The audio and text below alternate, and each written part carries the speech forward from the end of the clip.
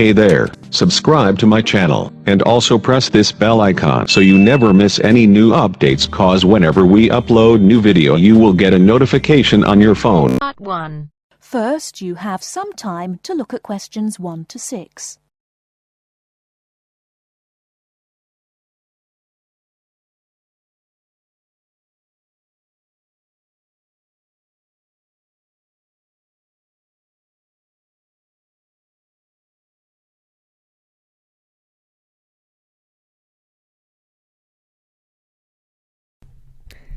Good morning, Towers Car Insurance. How can I help you? Hello, I was wondering if you could give me a quote for my car, please. I'd like to insure it for a period of 12 months. Certainly. I need to take down a few details first of all. Can I have your name, please? Certainly, it's James Bartolo. Sorry, can you say that again, please? Sure, James Bartolo. That's Bartolo. OK, thanks. And your date of birth? It's the 1st of the 8th, 1973. Great. And can you give me your address, please? Sure, it's 146 Eastern Road, Chester. Fabulous. Now, is the insurance for just yourself? No, actually my wife drives the car too. Her name is Alice Jackson and her date of birth is the 23rd of the 4th, 1968. That's OK. I just need to write yes or no and the make and model of the car you wish to insure. It's a 1998 Ford Laser. OK. And do you have any idea of the value of the car? Yes, it's around £4,000. I only bought it about a week ago. Before you hear the rest of the conversation, you have some time to look at questions 7 to 10.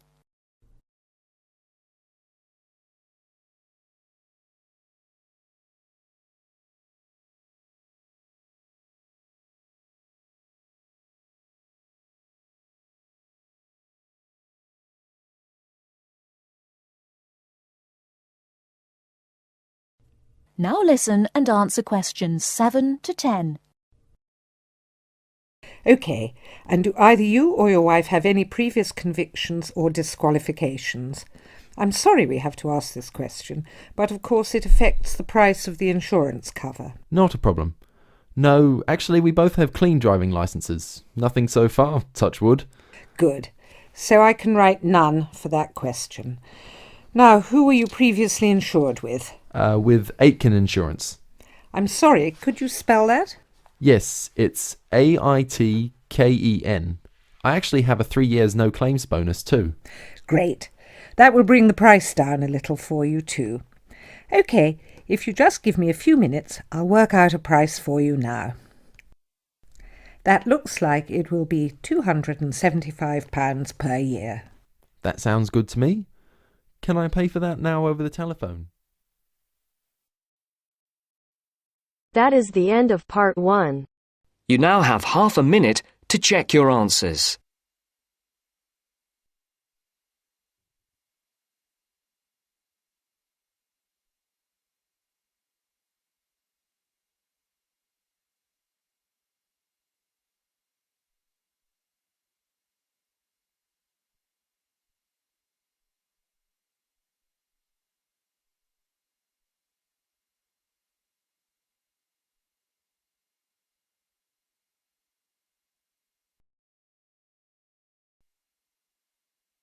Now turns to Part 2.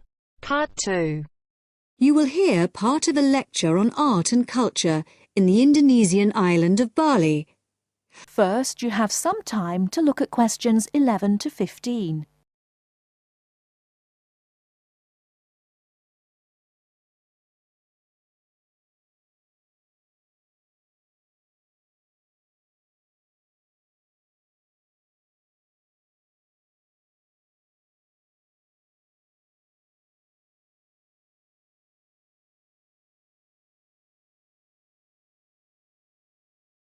Now, listen carefully and answer questions 11 to 15.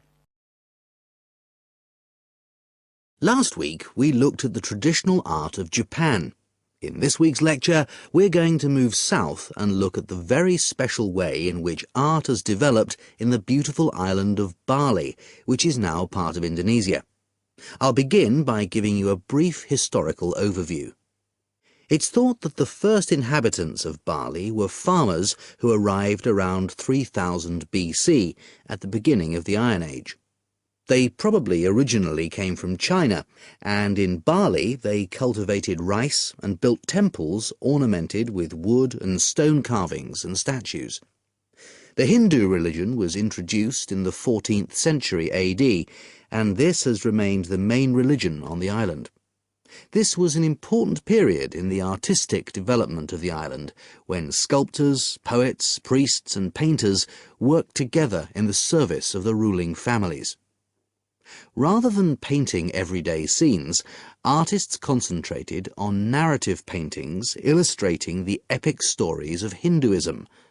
Bali's rich natural resources have always made it an alluring goal for merchants, and from the 17th century onwards, Dutch ships visited the island to trade in spices and luxury goods. Gradually, the old royal families lost their power, and eventually, in 1906, the Dutch East Indies Company was founded, and the island became a colony. In the 20th century, art then took on a very different role, as a tool accessible to everyone in the fight of the Balinese people against colonization, rather than as the property of a minority.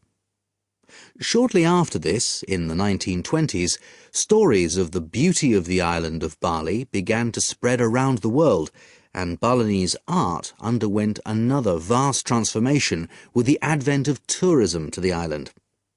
At first, this was only on a small scale, but it had important effects. Expatriate artists from Holland and Germany settled on the island, bringing paper, Chinese ink and other new materials with them. They worked with local artists, encouraging them to experiment with concepts like naturalism, expressionism, light and perspective, as well as to move away from the traditional focus on narrative painting towards something closer to their own experience. When independence came in 1945, this desire for an art to match a new national identity became stronger, and the traditional narrative paintings started to give way to scenes showing the everyday life of the Balinese people, harvests, market scenes and daily tasks, as well as the myths and legends of their history. Before you hear the rest of the talk, you have some time to look at questions 16 to 20.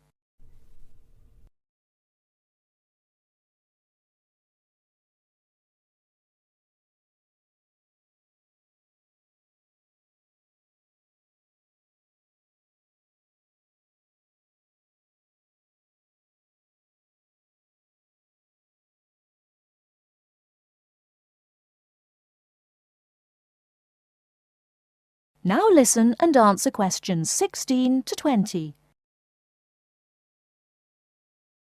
Many of the features that give this art its special place in the world today can be traced back to these historical roots. One feature that is rooted in the events of the last century is that today in Bali, the production and the appreciation of art is not restricted to a minority. In fact, there is a famous saying that in Bali, everyone is an artist. And it's not considered that to make art or talk about art, any formal training is needed. Art is just produced as part of Balinese life. Even fruit salad is served with flowers strewn on top. One factor which has contributed to this productivity is Bali's fertility. Over the centuries, the rich soil and the fact that food and shelter are readily available has given the islanders the leisure to develop their arts. While painting, sculpture, carving and music have traditionally been the province of men, women have channeled their creative energy into making lavish offerings to the gods with spectacular pyramids of flowers, fruit and cakes offered at the temples on festival days and celebrations. all these kinds of art still have close links with the religion of the people and are something that people do on a daily basis. Another special characteristic of art in Bali is that it is not generally seen as an individual pursuit. In the West, art is often carried out by the artist on his own, reflecting his own individual worldview in the hope of achieving personal wealth and fame. For Balinese artists, art is something that's done as a group, and many artists may participate in one piece of work.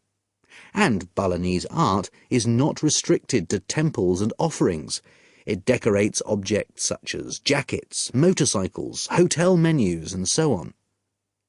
But perhaps the most significant characteristic of Balinese art, and one that distinguishes it most from the art of the West, is to do with its expected lifespan. Carvings are made in soft stone, which is gradually destroyed over the years. The humid climate rots paper and cloth paintings. The magnificent offerings of fruit and sweets are eaten. Wooden statues are destroyed by insects. But Balinese artists accept that their work is ephemeral, not permanent, and instead of slavishly preserving the originals, they produce new art. And all this rebuilding, renovating and replacing means that the island's art continually evolves and perpetuates itself. That is the end of part 2. You now have half a minute to check your answers.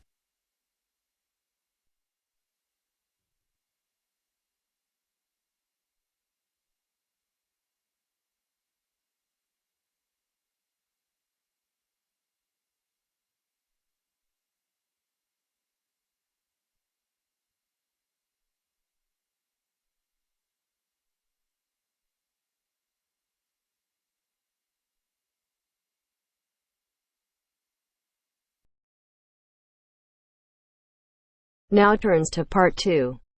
Part 2. A tutorial between two students and their tutor. The students are doing a research project on computer use. First, you have some time to look at questions 21 to 25.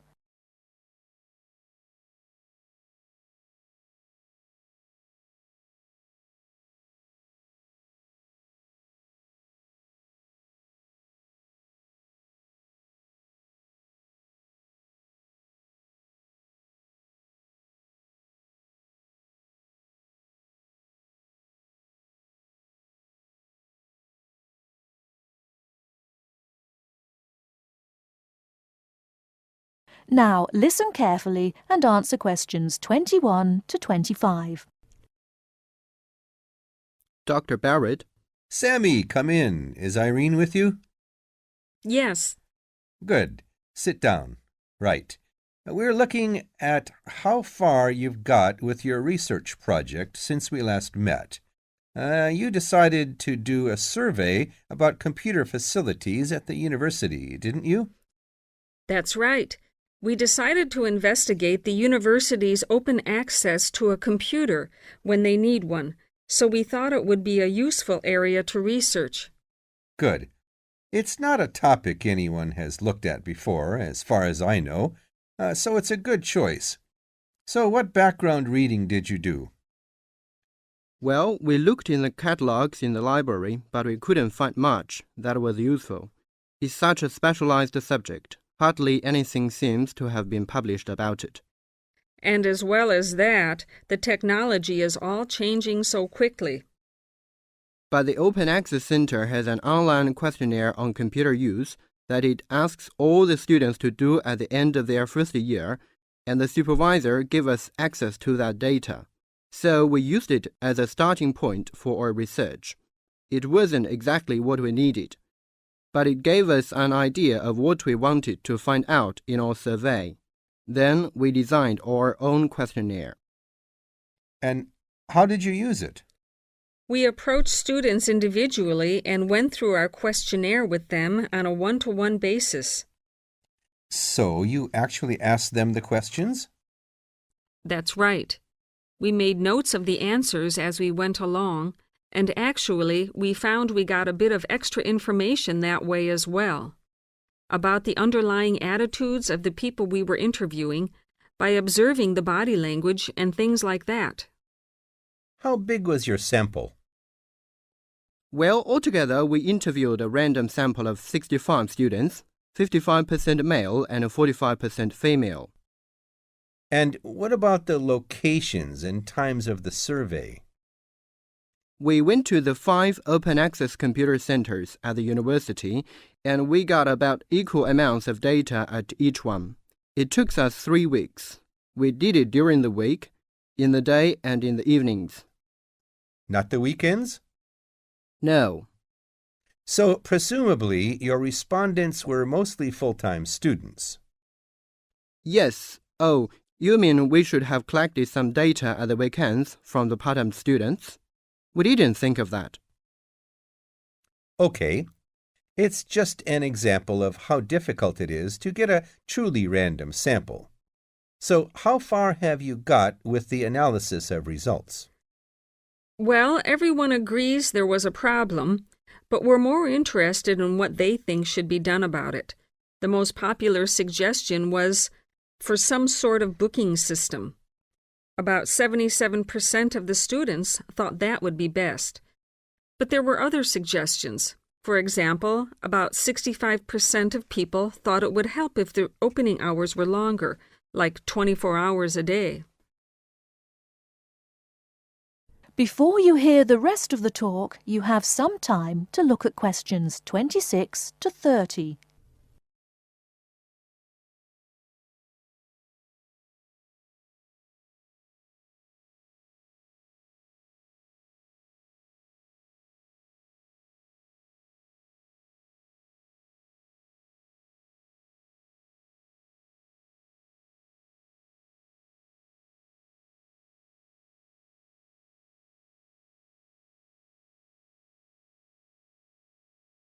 Now listen and answer questions 26 to 30.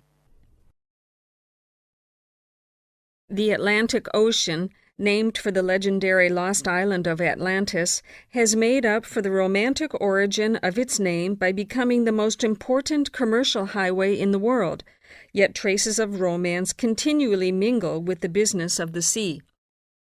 For instance, the Spanish adventurers who first sought gold and silver in America frequently found their ships becalmed, usually on the edge of the steady trade winds, about 30 degrees north or south latitude. A sailing ship could carry only so much water, and as it lay motionless under a hot sun for days or weeks, the tortures of thirst were agonizing. The horses were generally the first victims.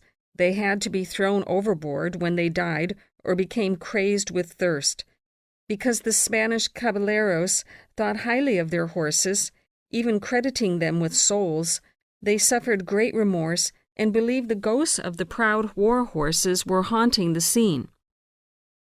They saw the restless spirits in their dreams and related their dreams to sailors.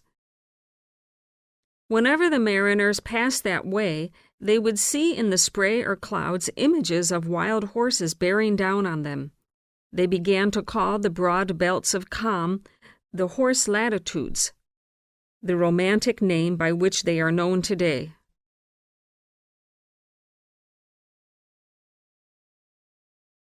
That is the end of part 3.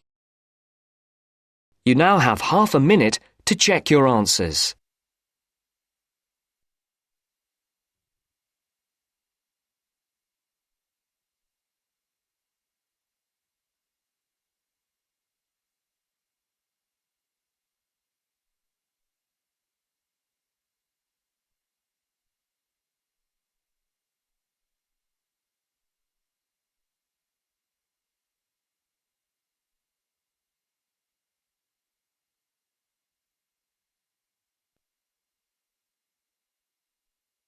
Now turns to part 4. Part 4. You will hear part of a lecture about product life cycles. First, you have some time to look at questions 31 to 40.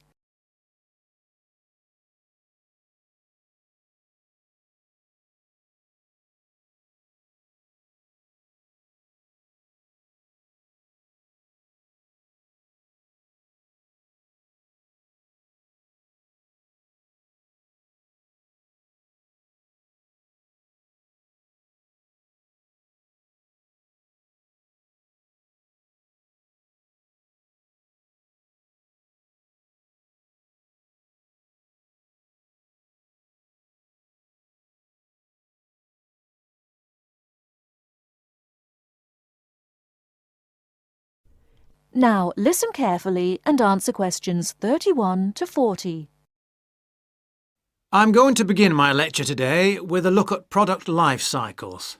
Now, as we go through the product life cycle, I will be trying to raise some issues which are important with regard to each phase of the cycle. I won't have all the answers for you this morning. This one of the lecture series is just to get you started and, I hope, interested. Let's start with the first phase of the cycle, that of product design. This is really the most important part of the cycle. We often talk as if it is consumers who are responsible for recycling, and so they are, but in reality, the major responsibility must be borne by designers. They can design products where recycling is easy and cheap, or difficult and expensive. In the latter case, the likelihood is that recycling, though technically feasible, will not in fact take place. Now, don't jump ahead, because the second stage is not product manufacturing, but rather that of materials acquisition. This is the activity we do when we mine coal or other minerals such as gold or iron or copper. In addition to mining, there is harvesting, which includes the cutting down of trees as a first step in the making of furniture or paper, or fishing. These activities have costs which are not only money costs. Pollution is one of the extra costs. We have also to think whether the resources we use are renewable, such as trees, or not, such as coal and other minerals. The third stage is not manufacturing either. It is materials processing. This is where we take the raw materials and use energy to change them into a form that can be used in manufacturing. For example, trees must be turned into paper or oil into plastic. The cotton plants that grow in the fields must be turned into cloth. All of these activities require the use of chemical processes, and, as with all chemical processes, waste is produced, often of a dangerous kind. And now we come to the manufacturing stage. This is usually the most expensive in terms of cost and energy and waste. The wastes are often those that contribute to global climate change. For example, we make 41 billion glass containers, mostly bottles, each year, and we throw most of them away. A lot of manufacturing seems unnecessary if we could only organise things better. And this could mean greater profits for the manufacturing companies too. Stage 5 is packaging. Many products are packed in paper or plastic, which themselves, of course, have their own processes and costs. Excessive packaging is often criticised, but it must be remembered that packaging serves a purpose, often more than one purpose, such as maintaining freshness and hygiene, as well as providing information. In our globalised world, we must never forget the next stage, which is distribution. This is the stage where transportation and energy play a big part. Lorries, trucks, trains, planes and ships all use up the precious stocks of oil and, as we know, generate greenhouse gases, which, as we hear again and again, contribute to climate change. Stage 7 is the point of it all, using the product. Looking after products, using them in the recommended ways, timely repair and maintenance all reduce the need for early replacement and reduce the number of products in landfill sites. We should not encourage the purchase of single-use products, that is, products which are designed for use on one occasion only and then to be thrown away and replaced. I'm going to skip a stage for a moment and move straight on to the final stage, which is disposal, putting the product in the bin. This is the end of the life of the product and we lose it completely. It may have only a little value, but it does have a value even at this stage of its life, even in fact when it's actually in the landfill site. Now, I missed out one stage. This is a cycle within a cycle. That is, within the life cycle of the product, there can be a closed-loop cycle which can extract more value from the product. This is the reuse and recycle loop. It is a closed loop because, in theory, it can continue forever, though in practice, of course, this is not possible. Recycling products mean that they can be used to make more of the same product. CDs, bottles, books, or that they can be used to make different ones. For example, 1 pound of recycled paper can make 6 cereal boxes.